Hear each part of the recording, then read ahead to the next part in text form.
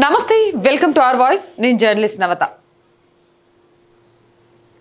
తెలంగాణలో కాషాయ జెండా రెపరెపలాడనుందా తెలంగాణ రాజకీయాలు రసకందాయంగా మారుతున్నాయా గత 10 ఏళ్ల పాలన తర్వాత బీఆర్ఎస్ ప్రభుత్వం తెలంగాణలో ప్రజా వ్యతిరేకతతో ఫామ్ హౌస్ కే పరిమితం అయిపోతే 16 నెలల కాలంలోనే రేవంత్ సర్కార్పై సామాన్య ప్రజల నుంచి ఉద్యోగుల వరకు వ్యతిరేకత మొదలైందా కుల వర్గీకరణ అనే పేరుతో రేవంత్ చేసిన ప్రయత్నం బెడిసికొట్టి కాంగ్రెస్ తెలంగాణ కాంగ్రెస్ చిన్నాభిన్నం కావడానికి కారణమైందా అంటే జరుగుతున్న పరిస్థితులన్నీ కూడా అవి వాస్తవం అని చెప్తున్నాయి ఏదైతే కుల గణన పేరుతోటి రాహుల్ కృపా కటాక్షాలు పొంది ముఖ్యమంత్రి సీటును పదిలం చేసుకోవాలని రేవంత్ రెడ్డి చేసిన ప్రయత్నం తెలంగాణ కాంగ్రెస్లో చిచ్చు రేపింది అని చెప్పడంలో ఎలాంటి అతిశయోక్తి లేదు ఇక తెలంగాణ వ్యవహారాల ఇన్ఛార్జిగా మీనాక్షి గారిని మార్చిన తర్వాత తీన్మార్ మల్లలను పార్టీ నుంచి సస్పెండ్ చేయడం మొదలెస్తే బీసీ నినాదం అనేది కాంగ్రెస్ నాయకులలో కొంత అసంతృప్తి ఏ విధంగా ఉందనేది బయటకు తీసుకొచ్చింది ఇప్పటి వరకు కూడా మంత్రివర్గ విస్తరణ చేయకపోవడం ఇటు ఉద్యోగస్తుల నుంచి ఉపాధ్యాయులు నిరుద్యోగులకు ఇచ్చిన ఏ హామీలు కూడా నెరవేర్చకపోవడంతో కాంగ్రెస్ మీద సొంత పార్టీ సర్వేలోనే ప్రజా వ్యతిరేకత 60% పైగా ఉందని తెలుస్తోంది మరి ఈ 60% పైగా ఉన్న ప్రజా వ్యతిరేకత ఎటువైపు మొగ్గు చూపింది అంటే దేశం మొత్తం కూడా ఈరోజు ఒకే వైపు మొగ్గు చూపుతుంది అదే మోదీ హవా మోదీ మాటిస్తే ఖచ్చితంగా ఆ మాట నెరవేరుస్తారు ఏ మోదీ కా హామీ కలిసి ఉంటే దేన్నైనా సాధించగలం విడిపోతే ప్రాణాలను కోల్పోవాల్సి వస్తుంది అనే నినాదం దేశభక్తిని మించింది లేదు దేశం కోసం ఏదైనా చేయాలి అని చూపించే మార్గదర్శకం ఇక ప్రజలందరూ సమానమే ఒక దేశంలో ఉంటున్న వాళ్ళకు ఒకటే ఐడెంటిటీ కార్డు ఒకటే ఆరోగ్యానికి సంబంధించిన కార్డు అలాగే ఒకటే గుర్తింపు కార్డు ఇలావన్నీ అందించుతూ రేషన్ బియ్యం నుంచి ఉచిత వైద్యం నుంచి రైతులకు తాము చేస్తా అన్న సహాయం నుంచి ప్రతి ఒక్కటి మోదీ ఎలక్షన్స్ మేనిఫెస్టోలో ఏవైతే ఇచ్చుకుంటూ వస్తున్నారో మళ్ళీ ఎలక్షన్స్కి వెళ్ళేలోపు అవన్నీ నెరవేర్చడంతో దేశం మొత్తం కూడా ఈరోజు ఒక వ్యక్తి గురించే చర్చించుకుంటుంది ఆ వ్యక్తి ఏది చెప్తే అది శాసనంగా ఆ వ్యక్తి కోసం ఓటు వేసే పరిస్థితి కూడా వచ్చింది అదే మోదీ హవా తెలంగాణలో దక్షిణ భారత్లో బీజేపీకి పెద్దగా పట్టు లేదు దక్షిణ భారత్లో బీజేపీ ఏమంటారు సంస్థాగతంగా నిర్మితం అవడం చాలా కష్టమని గతంలో వినిపించిన మాట కానీ ఇప్పుడు ఉత్తర భారతదేశంతో సమానంగా దక్షిణ భారతదేశంలో ఇటు తెలంగాణ కానీ ఆంధ్రప్రదేశ్ కానీ కర్ణాటక కానీ తమిళనాడు కానీ కేరళ కానీ ఈరోజు మోదీ ప్రభంజనం వినిపిస్తోందని చెప్పడంలో ఎలాంటి అతిశయోక్తి లేదు ఓటు బ్యాంకును కొంతగా పెంచుకుంటూ మళ్ళీ రాబోయే అసెంబ్లీ ఎలక్షన్స్ లోపు కాషాయ జెండాను ఎగరవేయడానికి అన్ని రకాల ప్రయత్నాలు చేస్తున్నారు ఈ నేపథ్యంలోనే తెలంగాణకు 2 సెంట్రల్ మినిస్టర్ పదవుల్ని కూడా ఇచ్చారు ఒకటి కిషన్ రెడ్డి గారు అయితే 2 బండి సంజయ్ గారు ఈ ఇద్దరు కూడా ఇప్పుడు తెలంగాణలో బీజేపీని సంస్థాగతంగా నిలబెట్టడంలో పూర్తి బాధ్యతతో ప్రయత్నాలు చేస్తున్నారని చెప్పొచ్చు ఇక బండి సంజయ్ స్టైల్ వేరైతే కిషన్ రెడ్డి గారి స్టైల్ వేరు చాలా చిన్నగా నెమ్మదిగా మాట్లాడినా సబ్జెక్ట్ గురించి క్లియర్గా మాట్లాడతారు అలాగే బండి సంజయ్ మాట్లాడుతుంటే ప్రతి మాట ముఖ్యంగా హిందువులను చైతన్యం చేయడంతో పాటు ఇక్కడ మోదీ భక్తుడిగా మిగిలిన వాళ్ళను కూడా మోదీ భక్తులుగా చేయడంలో కూడా బండి సంజయ్ సక్సెస్ అయ్యారని చెప్పొచ్చు ఎందుకు ఇవన్నీ మాట్లాడాల్సి వస్తుంది తెలంగాణలో అంతగానం ఏం జరిగిందక్క అంటే తెలంగాణలో అసలు బీజేపీ అనేది లేదే లేదు అలాంటి తెలంగాణలో ఇప్పుడు ఉత్తర తెలంగాణ అంటే తెలంగాణ సగం బీజేపీ ఆక్రమించేసింది 8 అసెంబ్లీ సీట్లు 8 ఎంపీ సీట్లతో పాటు ఇప్పుడు జరిగిన ఎమ్మెల్సీ ఎలక్షన్లో అధికారంలో ఉన్న పార్టీని కాదని ఈరోజు పట్టభద్రులంతా కూడా బీజేపీకి ఓటేశారు అంటే కారణం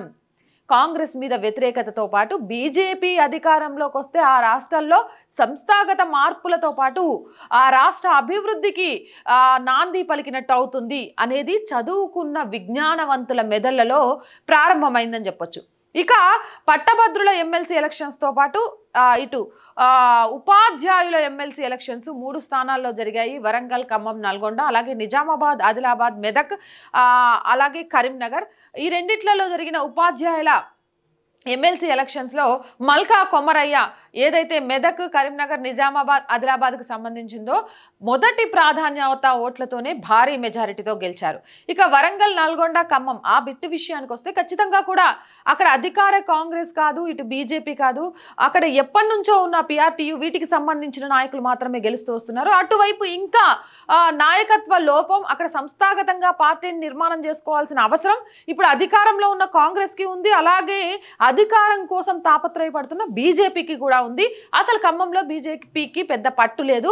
హిందుత్వ బెల్టే అయినప్పటికీ వాళ్ళను ఐక్యం చేస్తూ ఎలక్షన్స్కి ముందు ఒకళ్ళను ఏమంటారు నిలబెట్టడం, ఎలక్షన్ టైంలోనే అక్కడికి వెళ్ళి హంగామా చేయడం, ఆ తర్వాత వాటిని పట్టించుకోకపోవడం అనేది ఆ బెల్ట్ ఏదైతే ఖమ్మం కానీ, నల్గొండ కానీ, కొంత ఈ వరంగల్ బెల్ట్ కానీ బీజేపీ వెనక్కి పడడానికి కారణమైంది. కానీ ఏదైతే ఇప్పుడు ఫోకస్డ్గా బీజేపీ పనిచేస్తుందో అలా ఫోకస్డ్గా అక్కడ జిల్లా అధ్యక్షులతో పాటు అక్కడ బీజేపీ సెంట్రల్ నాయకులు కానీ, ఎమ్మెల్యేలు కానీ, ఎంపీలు కానీ బాధ్యత తీసుకుంటే ఖచ్చితంగా ఆ బెల్ట్లో ఉన్న హిందుత్వవాదం, అలాగే ఆ బెల్ట్లో ఉన్న మోదీ భక్తులు అంతా కూడా ఏకమై ఇదే రీతిన బీజేపీకి పట్టం కట్టడానికి సిద్ధంగా ఉండేవాళ్ళు. అటువైపు కాన్సన్ట్రేట్ చేయాల్సిన అవసరం ఎంతమైనా ఉంది. ఇక ఇటు వస్తే నిజామాబాద్, ఆదిలాబాద్, కరీంనగర్, మెదక్ ఈ 4 స్థానాల్లో ఎంపీలు ఇప్పుడు సిట్టింగ్ ఎంపీలు బీజేపీకి సంబంధించిన వాళ్ళే ఉన్నారు. 4 ఎంపీ స్థానాలతో ఏం జరుగుతుంది అనుకుంటే ఈ రోజు పట్టభద్రుల ఎమ్మెల్సీ ఎలక్షన్స్ తోటి టీచర్ గ్రాడ్యుయేట్ ఎమ్మెల్సీ ఎన్నికలతో బీజేపీ సగం తెలంగాణలో పట్టు సాధించింది. 13 కొత్త జిల్లాలు, 217 మండలాలు, 6 లోక్సభ స్థానాలు, 42 అసెంబ్లీ స్థానాలు ఇవన్నిటి పరిధిలో ఈ ఎన్నికల్లో జయకేతనం ఎగురవేసింది. దీంతో కాషాయ దళ నేతలు ఫుల్ జోష్లో ఉన్నారు. ఇక అసెంబ్లీ ఎన్నికల్లో మెజారిటీ స్థానాల్లో గెలిచి సీఎం పీఠంపై బీజేపీ జెండా ఎగరవేయడమే మిగిలిందని చెప్తున్నారు. అక్కడ జరిగిన 2 ఎమ్మెల్సీ ఎలక్షన్స్, 2 ఎమ్మెల్సీ ఎలక్షన్స్లో గెలిచినంత మాత్రాన ఇంత జబ్బలు జరుచుకోవాల్సిన అవసరం ఉందా అంటే అవి 4 ఎంపీ స్థానాలు, 13 జిల్లాలు, 217 మండలాలు, 6 లోక్సభ స్థానాలు, 42 అసెంబ్లీ స్థానాలు. ఇదేం చిన్న విషయం కాదు. 42 అసెంబ్లీ స్థానాల్లో ఉన్న ఉపాధ్యాయులు, పట్టభద్రులు ఈరోజు బీజేపీకి పట్టం కట్టారు. అంటే రేపు రాబోయే స్థానిక సర్పంచ్, మున్సిపల్ ఎలక్షన్స్లో ఉత్తర తెలంగాణ మొత్తం దున్నేయడానికి బీజేపీ సిద్ధంగా ఉందని చాలా క్లియర్గా అర్థమవుతుంది. ఇక ఇటు వస్తే రేవంత్ రెడ్డి సొంత గడ్డ మీదే ఎంపీ స్థానాన్ని కోల్పోయి ఇప్పుడు డీకే అరుణ అక్కడ సంస్థాగతంగా చేయడానికి ప్రయత్నాలు చేస్తున్నట్టుగా కూడా తెలుస్తోంది. ఇక మల్కజ్గిరితో పాటు వరంగల్ అలాగే మిగిలిన ప్రాంతాల్లో తనదైన స్టైల్లో ప్రజల మధ్యలోకి వెళ్తూ ప్రజా సమస్యల మీద ఇటు ప్రయత్నాలను చేస్తున్నారు మల్కజ్గిరి ఎంపీగా ఉన్న ఈటల రాజేందర్. అంటే రాష్ట్ర వ్యాప్తంగా కూడా మొదటి నుంచి అంటే ఎక్కడైతే మూలం ఉందో ప్రజల హృదయాల నుంచి, మూలాల నుంచి బీజేపీ మీద ఒక సదాభిప్రాయాన్ని ఏర్పాటు చేయడంతో పాటు ఈరోజు తెలంగాణ రాష్ట్రం అప్పుల కుప్పగా ఉన్న పరిస్థితుల్లో మార్పు రావాలి అంటే ఖచ్చితంగా కూడా బీజేపీ అధికారంలోకి రావాలి. మార్పు రావాలి అంటే బీజేపీ అధికారంలోకి రావాలి. వర్క్ బోర్డుకి దేశం మొత్తంలో ఎన్ని ఆస్తులు ఉన్నాయో అందులో సగం ఆస్తులు తెలంగాణలోనే ఉన్నాయి. కాంగ్రెస్ ప్రభుత్వం అధికారంలోకి వచ్చిన ఈ 16 నెలల్లో మల్కజ్గిరితో సహా 200 కాలనీస్లో వర్క్ బోర్డు కోరలు చాచి ఉంది. నిజామాబాద్లో కొందరి రైతుల భూములను ఆక్రమించేసింది. ఆలయాల ధ్వంసం, హిందువుల పండుగల మీద నిర్లక్ష్యం, ఆ మైనారిటీ బుజ్జగింపు రాజకీయాలు ఇవన్నీ చూస్తున్న తరుణంలో ప్రజాభిప్రాయం, ప్రజల చేత, ప్రజల కొరకు, ప్రజల వద్దకు పాలన జరగాలి. కుల మతాలకు అతీతంగా రాష్ట్రంలోని ప్రజలందరినీ చూసుకోవాలంటే అది బీజేపీతో మాత్రమే సాధ్యమవుతుంది.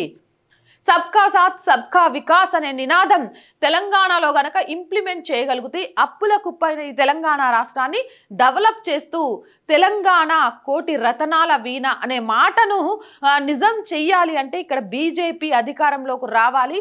మోదీ షా నేతృత్వంలో అడుగులు ముందుకు పడాలి అంటూ కూడా ఈరోజు జనం కోరుకుంటున్నారు అని ఈ 42 అసెంబ్లీ స్థానాల ఎమ్మెల్సీ ఎలక్షన్స్కి సంబంధించి చాలా క్లియర్ కట్ అవుట్ఫిట్ వచ్చేసింది.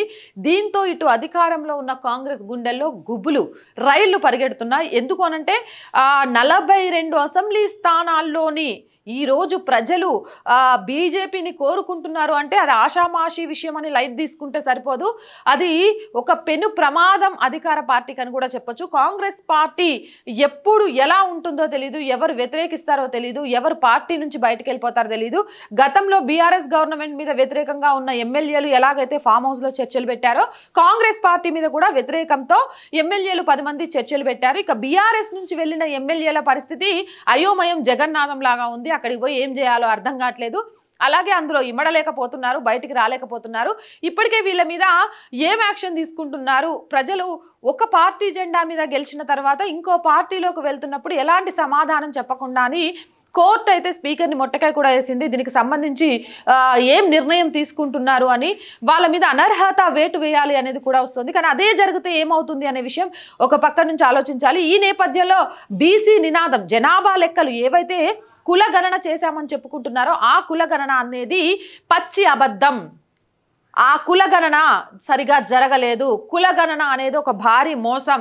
కులగణన పేరుతోటి సంతుష్టి రాజకీయాలు చేయడానికి కాంగ్రెస్ పార్టీ ప్రయత్నం చేస్తోంది. నిజంగా తెలంగాణలో ఉన్న ప్రతి ఇంటి తలుపు తట్టి కులగణన చేయలేదు. అదే గనక చేస్తే తెలంగాణలో క్రిస్టియన్స్ అంతా ఎక్కడికి పోయారు? అలాగే తెలంగాణలో ముస్లిం జనాభా విషయం ఎందుకు తగ్గిపోయినట్టు చూపిస్తున్నారు? బీసీలు ఏమైపోయారు? బీసీలకు అన్యాయం జరిగింది. ముస్లింలను కూడా తీసుకొచ్చి కలిపేసిండ్రు. ఈ సంతుష్టి రాజకీయాలు ఎంతవరకు? ఏదో తక్కువ పర్సెంట్ ఉన్న రెడ్డి రాజకీయాలు. రేవంత్ రెడ్డి చెప్తూ ఉండేవాడు, రెడ్లు మాత్రమే రాజకీయాలు చేయగలుగుతారు, రెడ్లు మాత్రమే అధికారంలోకి రావాలని. గతంలో ఆయన మాట్లాడిన స్పీచ్లను వైరల్ చేస్తూ రెడ్డి రాజకీయాన్ని తీసుకొచ్చి అతి తక్కువ జనాభా ఉన్న రెడ్డి ముఖ్యమంత్రిగా, రెడ్లు మంత్రుల పదవుల్లో ఎందుకు ఉండాలి, బీసీలకు అన్యాయం చేస్తున్నారని సొంత పార్టీ నుంచే గలం వినిపించడంతో తీన్మార్ మల్లన్నను పార్టీ నుంచి సస్పెండ్ చేశారు. ఇదే అంశం మీద చాలా మంది మంత్రులు అలాగే ఎమ్మెల్యేలు, కాంగ్రెస్ నేతలు కూడా అసంతృప్తిగా ఉన్నట్టుగా ఉంది. ఆ అసంతృప్తి ఒక్కసారిగా గనక బయటకు వస్తే బీజేపీ అమిత్ షా నేతృత్వంలో మహారాష్ట్రలో జరిగింది మనం చూసాము. అదే ధోరణి గనక తెలంగాణలో అవలంబిస్తే ఎంతో కాలం పట్టదు తెలంగాణలో బీజేపీ గవర్నమెంట్ ఫామ్ చేయడానికి అనే విషయం కూడా బహిర్గతం అవుతుంది. అయితే ఏ ప్రభుత్వాన్ని మేము కూలదయ్యాలి అనుకోము, కానీ ఏ ప్రభుత్వం అయినా సరే అసంతృప్తులతో కూలిపోవడానికి సిద్ధంగా ఉంటే ఆ అవకాశాన్ని మేము వదులుకోము. ఇది బీజేపీ నినాదం అనే విషయం చాలా క్లియర్గా తెలుసు. దేశమంతా కూడా కాషాయ జెండా ఎగరవేయాలి. ముఖ్యంగా బండి సంజయ్ చెప్తూ ఉంటారు, గోల్కొండ కోట మీద కాషాయ జెండా ఎగరవేస్తానని. దానికి ఎంతో సమయం లేదు అనే మాట కూడా వినిపిస్తుంది. ఈ నేపథ్యంలో తెలంగాణ రాజకీయాలు రసకందాయంగా మారాయి. ఇప్పుడు ఖచ్చితంగా కూడా స్థానిక సంస్థలు అలాగే మున్సిపల్ కార్పొరేషన్ ఎలక్షన్స్ విషయంలో బీజేపీ దూకుడుగా ఉంటుంది. ఇంకా ఎంతకాలం పోస్ట్ పోన్ చేస్తూ వస్తారని చెప్తుంది. ఈ నేపథ్యంలో ఆ ఎన్నికల్లో కనుక బీజేపీ ఎక్కువ సీట్లను సాధించగలిగితే, నాకు తెలిసి మేబీ ఇప్పుడు 2 ఎమ్మెల్సీ ఎలక్షన్స్ తర్వాత ఉత్తర తెలంగాణలో చాలా వరకు పార్టీ ఫిరాయింపులు ఉంటాయి. అవి బీజేపీలోకి రావడానికి కూడా ఆస్కారం ఉంది. ఈ నేపథ్యంలో గ్రౌండ్ లెవెల్ నుంచి నాయకులు కూడా పెరుగుతూ ఉంటారు. ఇక ప్రజలకు ఇచ్చిన హామీలు నెరవేర్చకపోవడంతో ప్రజలే కాదు సొంత కార్యకర్తలు కూడా కాంగ్రెస్ని వ్యతిరేకించడంతో కాంగ్రెస్ కార్యకర్తలు కూడా బీజేపీ వైపు మొగ్గు చూపే అవకాశం ఉంది. ఏదేమైనా కానీ టార్గెట్ తెలంగాణలో పాగా వేయడం. తెలంగాణలో పాగా వేస్తే దక్షిణ భారత్ని సౌత్ మొత్తం కూడా పాగా వేయడానికి ఈజీ అవుతుంది. అదే వ్యూహంతో అడుగులు ముందుకు వేస్తున్నారు. పార్లమెంట్ ఎలక్షన్స్ కి ముందు షా తెలంగాణ మీద పూర్తి కాన్సన్ట్రేషన్ చేశారు. అదే నేపథ్యంలో 8 ఎంపీ సీట్లను గెలుచుకుంటే ఇప్పుడు ఒక్కసారిగా ప్రజలంతా ఆశ్చర్యపోయే విధంగా అధికార పార్టీని తలదన్ని 2 ఎమ్మెల్సీ స్థానాలను గెలుచుకున్నారు. ఇదే దూకుడుతో ముందుకు వెళ్తే ఖచ్చితంగా అధికారం బీజేపీ చేతుల్లోకి వెళ్ళడానికి ఎంతో కాలం పట్టదు అంటున్నారు విశ్లేషకులు. మరి మీరేమంటారు అనేది కామెంట్ సెక్షన్లో తెలియజేయండి. మోర్ వీడియోస్ కోసం ఛానల్ వెంటనే సబ్స్క్రైబ్ చేయండి. నచ్చితే లైక్ చేయండి, షేర్ చేయండి, సపోర్ట్ చేయండి. చాలా మంది వీడియోస్ చూస్తున్నారండి, బట్ సబ్స్క్రైబ్ చేయడం మర్చిపోతున్నారు. ఒక్క చిన్న సబ్స్క్రిప్షన్ ఛానల్ బలాన్ని, ఛానల్ కుటుంబాన్ని పెంచుతుంది. సో వీడియో కంటెంట్ బాగుంది అనిపిస్తే షేర్ చేయండి. మీరు చేసేసే ఒక్కొక్క లైక్ వీడియో వైరల్గా మారడానికి కారణమవుతుంది. సో సబ్స్క్రైబ్ చేయండి, లైక్ చేయండి, షేర్ చేయండి. ఆర్థికంగా ఆర్ వాయిస్కి చేయుతగా నిలవండి. మీరు చేసే ప్రతి చిన్న సహాయం కూడా ఈ ఛానల్ని నిలబెట్టడానికి అనుక్షణం మేము పడే తపనకు చేయుతనందించినట్టు అవుతుంది. ఖచ్చితంగా ఏదో ఒక రోజు బ్రేక్ ఈవెన్కి చేరుకుంటామండి. ఇలా సహాయం చేయండి అని అడగకుండానే ఈ ఛానల్ని నడపడానికి ప్రయత్నం చేస్తాం. కానీ అది అంత ఈజీ అనే విషయం మాత్రం కాదు. ఒక ఛానల్ని రన్ చేస్తూ బ్రేక్ ఈవెన్కి వెళ్ళాలంటే చాలా టైం పడుతుంది. అందులో నిజాన్ని నిర్భయంగా చెప్తూ వాస్తవాలను మాత్రమే చెప్తాము, మసిబూసి మారడికాయలు చెయ్యము అనే వాళ్ళకు ఇంకా ఇంకా కష్టం. కానీ మీ అందరి చేయుతుంటే అది చాలా ఈజీ అవుతుంది. కాబట్టి ఆర్థికంగా సపోర్ట్ చేయండి. ఆర్థికంగా సపోర్ట్ చేయాలి అనుకునేవారు సబ్స్క్రిప్షన్ పక్కనే జాయిన్ అనే బటన్ ఉంటుంది. 1 to 5 లెవెల్స్ ఉంటాయి. ఏదో ఒక లెవెల్లో సపోర్ట్ చేయండి. స్క్రీన్ మీద గూగుల్ పే, ఫోన్పేతో పాటు అకౌంట్ డీటెయిల్స్ కూడా ఉంటాయి. మీకు తోచిన సహాయం చేయడం ద్వారా ఈ ఛానల్ని నిలబెట్టడం కోసం పోరాటం చేస్తున్న ఒక మధ్యతరగతి అమ్మాయికలకు సహకారం అందించిన వాళ్ళు అవుతారు. చేస్తారని ఆశిస్తున్నాం. అలాగే వ్యాపార ప్రకటనల కోసం ఎంతో మంది ఉంటారండి. దేశం కోసం, ధర్మం కోసం అనేవాళ్ళు చాలా వ్యాపారాలు చేస్తూ ఉంటారు. చిన్న యాడ్ అండి, ఆర్థికంగా మేము నిలదొక్కుకోవడానికి ఉపయోగపడుతుంది. అలాగే మా ఛానల్ వ్యూవర్షిప్ కూడా మీరు చెక్ చేసుకోవచ్చు. చాలా చాలా చాలా బాగుంటుంది. కాబట్టి మీ వ్యాపారానికి కూడా మా ఛానల్ ప్లస్ అవుతుంది. అలాగే మీరిచ్చే అమౌంట్ ఏదైతే ఉందో ఛానల్ని నిలబెట్టుకోవడానికి మాకు ప్లస్ అవుతుంది. కాబట్టి దయచేసి వ్యాపార ప్రకటనల కోసం కూడా సంప్రదించండి 8328500576 నెంబర్ని. అలాగే ప్రజా సమస్య ఏదైనా మీ గొంతుకను మా గొంతుకగా వినిపిస్తాం. 8328500576 నెంబర్కి వాట్సాప్ ద్వారా తెలియజేయండి. జై హింద్, జై భారత్.